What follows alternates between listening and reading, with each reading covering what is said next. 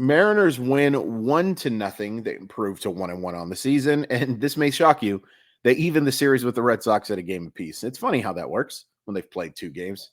It's weird to talk about win-loss stuff this early and all that stuff, but it keeps me consistent. So that's for me. It's not for you. Most of this stuff is for you. This is for me to remember I do everything that I want to do. Let's go over the scoring plays. I'm going to take a real deep breath. J.P. Crawford homers in the 6th inning. 1-0 Mariners. Thank you so much for watching Mile High. No. But that's it. In a day where pitching dominated, and it leads us into the negatives. And we always start our shows when in the wins with the negatives, and we do the reverse for the losses. Like we did yesterday. We started with the positives and then ended with the many negatives of a very disappointing first game. That's for those of you who are new. Hi. Very nice to meet you. My name's Chris. I do this a lot. So the negative's pretty obvious. The offense was terrible tonight. Now, credit to Nick Pivetta, who I was impressed with. And I have been impressed with Nick Pivetta in the past quite often. When he is throwing strikes and healthy, he has some of the better bat missing stuff. Also credit to the umpire, who was terrible tonight. Terrible. Super inconsistent. Some of the strike calls to end the game were go Mariners. Go Mariners. He was terrible. Terrible. Give me those robots. Give me those robots as soon as possible. So, Nick Pivetta good. Umpire bad. But offense still stinky. Jorge Polanco was awful. 0 for 4 with 3 strikeouts and missed a couple of cookie cutters. And the Mariners missed some pitches from Pivetta today in the middle of the plate. They had some movement on him, no question about it. And it's tougher to hit middle when it's got movement on it, obviously. Obvious point is very obvious. But it doesn't excuse it completely. Mitch Haniger was awful tonight. Did sting one baseball fairly hard, but not nearly hard enough. Cal Raleigh was bad tonight. Dominic Canzone was awful. And he has looked awful in both of these games so far. Luis Urias, and I apologize for calling him Arias as often as I do. I was told that's how we pronounced it. I was wrong. First time for everything. Awful. Outside of a couple of guys, and one of them fairly obvious, this offense really struggled. And it's really struggled over these first 2 games. Mitch Haniger had a fantastic opener. But outside of that, this offense has been pretty stinky. Good news is it's a 181st of a year. You've got 160 games to turn stuff around. And, Brian Bale's a good pitcher. Nick Pivetta has shown flashes of brilliance, and he was brilliant tonight. I'm giving him a lot of credit. But this offense has stunk. The 4 runs are not indicative of how well they played on the opener, and 1 run tonight is pretty darn indicative of how they played on Friday. They're going to have to be better. Obvious point is probably obvious, but tonight there were some awful at-bats. Negatives on the pitching, there's just one for me. Ryan Stanek did not look good. He does get the strikeout of Jarren Duran, but I'm just going to chalk that up to being a really bad word pour at bat. Side note, I think Jarren Duran is an incredible player, like talent-wise, and I still think he has a chance to be a really strong option. I've liked him since he was at Long Beach State. I really liked him in the minors, put him in my top prospect list for a very long time. But he has no plan at the plate. None. When he draws walks, and he did draw one tonight, it's borderline luck. Just so happens that the pitches are well enough outside the strike zone. Like, his approach is terrible, which is scary because he still put up pretty darn good numbers last year, and he had a nice little game today even. But man, what a frustrating player. Anyway, enough about a Boston Red Sox. This is Seattle Mariners channel, and I was not impressed with Ryan Stanek today. I was impressed with the guy who came in after Ryan Stanek, and we'll talk about him. Real quick, the positives are going to be on the defensive side today, but we talked about Luis Urias and a very poor game at the plate. His one real chance is on that ground ball, and the dude can't throw. The dude cannot throw. It took it a wonderful pick from Ty France to save that. I'm really worried. I'm really worried about third base defense this year. It's looked awful. And by the way, they gave away Eugenio Suarez. They sold him for a song. Something that you should think about when you watch this third base tandem struggle. And, think about it too when they do well. That's fine. Just compare and contrast. And I have a feeling most of the time you're going to say, boy, I sure wish they had good vibes at third base. That's just my guess. We'll go into the positives, but first we have to thank Simply Seattle. Simply Seattle provides the very best in Seattle sports gear. Awesome stuff for the Mariners, of course, but the Huskies, the Kraken, the Seahawks, the Sounders, the Storm, you can find it all at Simply Seattle. Use code MOLLYWAT15 to save 15% off your order. It's an awesome deal from really awesome people. So appreciate them sponsoring this show and Mollywat Monday. They're the best, and there is a link in the description to make things very, very easy for you. Okay, the positives. George Kirby. Wow. So he walks 2 of the first 3 hitters he faces, which is, for those of you who just believe that the Mariners are a cursed franchise, that T-Mobile Park is on some type of indigenous people's ground built, some sort of graveyard. That would be one of those things that points to it. A guy who just doesn't walk anybody walks 2 of the first 3 hitters he faced. And I'll be honest, I kind of had a little bit of an uh-oh moment. Didn't last very long. Because after that first inning, and even during that first inning, he picks up a strikeout. I mean, he was as good as it gets. 6 2/3 innings of scoreless baseball where he only allows 2 hits. Sensational. So little hard contact. Command was outstanding after those first 2 walks. Believe he threw 18 of 24 pitches for first strikes. Tough to beat. Tough to beat. I also loved the competitiveness of how he wanted to stay in that game. I thought it was the right decision to pull him.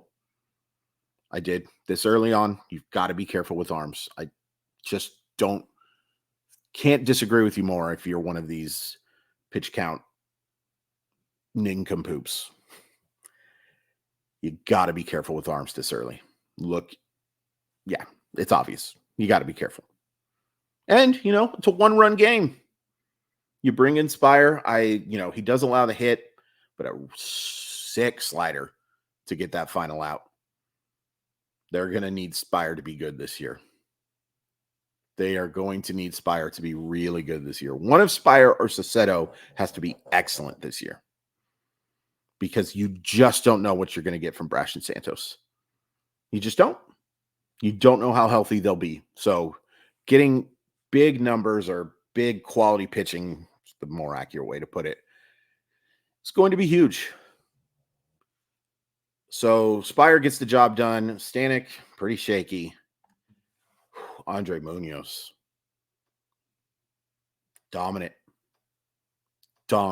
Now look, those last 2 pitches were not strikes. They were not strikes. But the stuff looked really good. I loved how aggressive he was with the fastball early on. I get it. The slider is a great pitch.